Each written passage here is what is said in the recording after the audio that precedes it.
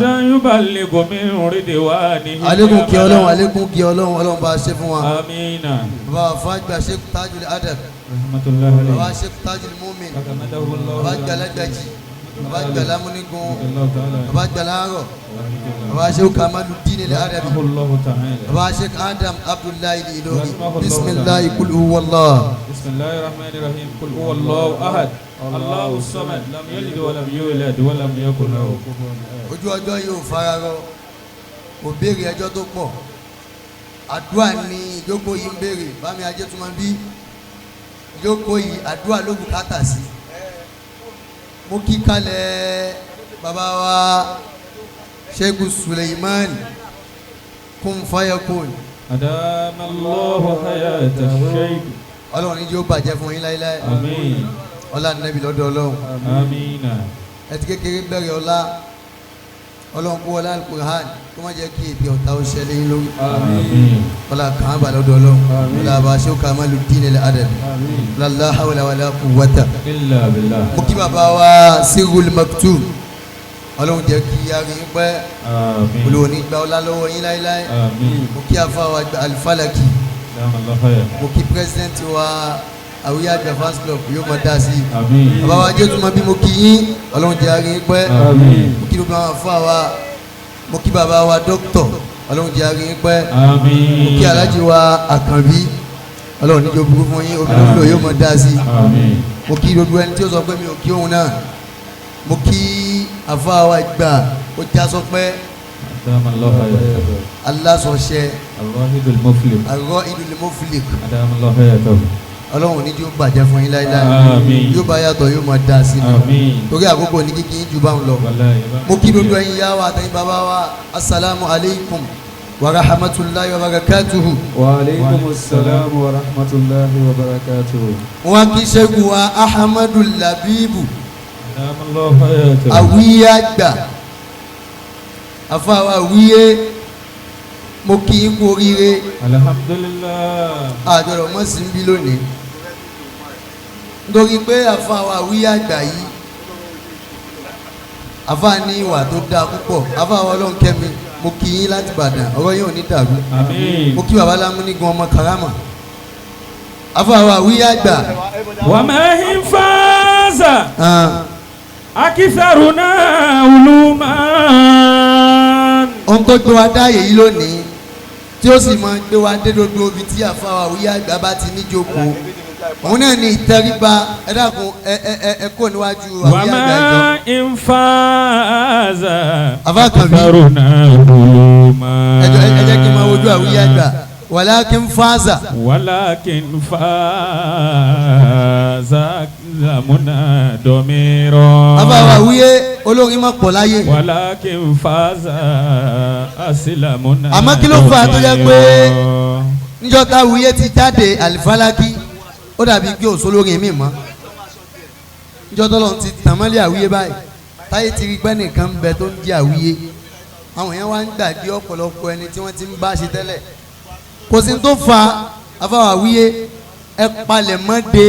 bó ti rí lónìí ni gbogbo ẹni tí ó bá ṣoríire láyé ó gbọ́dọ̀ nípalẹ̀ mọ́ fóríire ẹni tí ò bá nípalẹ̀ mọ́ fóríire toríire bá dé oríire ò ní pẹ́ kú lọ́wọ́ ọrú wọn. níjọ́ tá n bẹ́ńlẹ̀ kéwú tá n mójútó kéwú bàbá akúnfà ẹ̀kúnnù òwe táwọn kan pa ni pé kò lè tó bẹ́ẹ̀ ẹ mọ̀ sáré kéwú àlùbáríkà lójú. Àwíyé níjọ́ tá àlùbáríkà dé fún gbogbo àwọn tí wọ́n sọ pé àlùbáríkà lójú níjọ́ tá àlùbáríkà dé táyé fẹ́ béèrè kí ni wọ́n ní ṣọ́ọ̀bù wọ́n rí kí òsín kankan ṣọ́ọ̀bù wọn wọ́n sì fi wọ́n lẹ̀. khairu tijarati níjọ́ tá Àwíyé fẹ́ bẹ̀rẹ̀ pé níjọ́ tá Àwíyé fẹ́ bẹ̀rẹ̀ pé bí mo ti fẹ́ dà nìyí nínú ayé Àwíyé ò mọ̀ pé bí ó ti tó nìyí Àwíyé wá sáré Àwíyé palẹ̀mọ́ ìpalẹ̀mọ́ ni ò jẹ́ káyìn kankan ó rí Àwíyé lé wọn. kátólẹ̀ ilimi bíi kọlámi. tí wọ́n lẹ́yìn kejì tọ́lọ́ ń fi dé ládéfà Àwíyé Àgbà bámi Àgbà Lámúnígun ọmọ Karama òun náà ní àtàwádùn takun kan najmi la alinaziri. tàwádọ́ takun kan najmi la alinaziri. ala safahatil ma'i wá wà rafi'un. wàlá safahati lima'i wa huwa rafi'. olùwẹ̀ tí ó bá jẹ́ yẹn láyé tawadọ́. lọ́mọ tẹríba afáwa ìwà orin mo kì í púpọ̀. tawadọ́ takun kan najmi. èèyàn lè ga tí ò bá níwà àmọ́ tó bá dókè tán táwọn ará ayé bá rí i pé kò níwà kò ní tẹríba àìní tẹríba òní náà ni ó jà bọ́ padà nítorí àkókò àwíyá àgbà ọlọ́run wọlé àtẹ́bí lọ́dọ̀ ọlọ́run nǹkan méjì mo tọrọ fáwíyé kọ́lọ́mọ gbà kó lọ́wọ́ àwíyé. alátọ́ba kọ́ tìlíjà wíwé wá wá. nǹkan méjì yìí náà ló gbé ogun adáyé yìí baba kún fàyà kún baba wa Sigul Maktum baba wa jẹ́túmọ̀ bí tó fi dógun gbogbo àwọn àgbàlagbà níkàlẹ̀ nǹkan méjì táwíyé ní náà ló gbé ogun adébí àtàwàdùn ìtẹríba làkọ́kọ́ ẹlẹ́ẹ̀kejì ní tìjú àwíyé ní tìjú púpọ̀ anabi sì ní ìzá aradallahu bil abudi alahalaka nasaka mini wuli hayaha anabi ní tọ́lọ́mù bá ṣe tán tó fẹ́ pa ẹrú kan rẹ tó fẹ́ ba yí ẹ̀jẹ̀ tó fẹ́ pa àrùn yányán tọ́lọ́mù bá ṣe tán tí ò fẹ́ kán gbọ́ ẹnìkan mọ́ lẹ́yìn tán ti ń gbọ́ tẹ́lẹ̀ nasaka mini wuli hayaha yóò yọ ìtìjú kónú ayé ẹ̀ ọlọ́run wò wọ́lá anabi wọ́n yọ ìtẹríba àti ìtìjú kónú ayé àfọ àwọn àwíyá ni mo fi sọ pé àkọ́kọ́ ní ìtìjú pẹ̀lú tẹríba. àkọ́kọ́ ní tìjú pẹ̀lú tẹríba. àkọ́kọ́ ní tìjú pẹ̀lú tẹríba. àwọn nínú rà. àkọ́kọ́ ní tìjú pẹ̀lú tẹríba. àkọ́kọ́ ní tìjú pẹ̀lú tẹríba. àkọ́kọ́ ní tìjú pẹ̀lú tẹríba. nínú àkàsọ̀ tẹ́dà lè fi gòkè. nínú àkàsọ̀ tẹ́dà lè fi gòkè. àwíyé àgbà àṣehùn àmọ́dù. àwíyé àgbà àṣehùn àmọ́dù. àwíyé tẹríba ọlọ́run ẹ̀ka. ó tẹríba ọlọ́run ẹ̀ka. àkọ́kọ́ ní tìjú pẹ̀lú tẹríba. àkọ́kọ́ ní tìjú pẹ̀lú tẹríba. àkàsọ̀ tẹ́dà lè fi gòkè.